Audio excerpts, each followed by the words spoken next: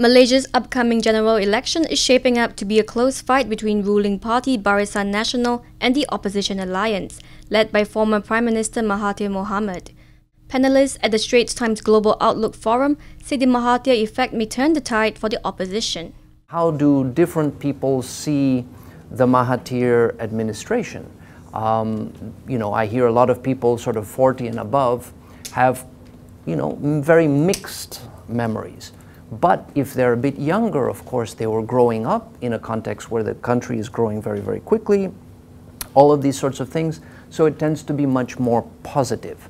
So yes, of course, certainly the most important one, I would say, is that it does address what some people seem to have as a fear that, within the opposition, DAP is controlling, right? So this really carefully, very centrally addresses this bogeyman. The DAP cannot be controlling if he is the head, and of course we know, his trajectory. So that is very important, and that has also been so crucial, even from other parties. People in PKR, they say now, if we go in with someone from Bersatu, we can get into the Felda settlement for the first time. So it doesn't mean that they buy what we're saying, but at least we can talk to them, and this is entirely new. So this I would quite, centrally attribute to Mahathir's role. A survey by Selangor think tank institute Darul Ehsan showed that 61% of respondents picked Dr. Mahathir Mohamad as the preferred Prime Minister, compared to 39% who picked PM Najib Razak. But having high approval ratings may not translate to votes. That question was phrased as just Najib and Mahathir, right? And you also have, like I said, there is a third party. It's called PAS, right? So when you just have a binary selection A and B, then people just say, oh, I prefer Mahathir, I prefer Najib. Very easy. But then if you look at the slide after that, people ask, in a three-way fight, how will you vote? Now, 42% actually say BN, which is actually higher than Najib's, should he be Prime Minister, number.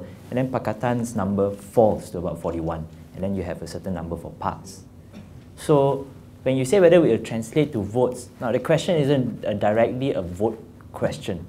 It does mean that people who say, I think Mahathir will be a better Prime Minister, but I'm going to vote for Barisan Nasional, right? So there's nuance in those questions. But what it does tell you is that Mahathir does have an impact. He does have a hold on people's imagination. Faced with political uncertainties, economist Selina Ling raised concerns about the lack of market trepidation towards the upcoming elections.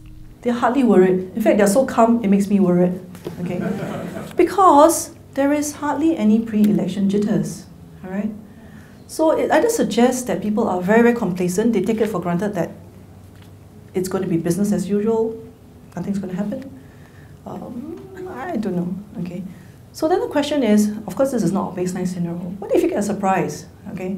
And markets haven't priced in or discounted some of these surprises. Then you may get a bigger reaction.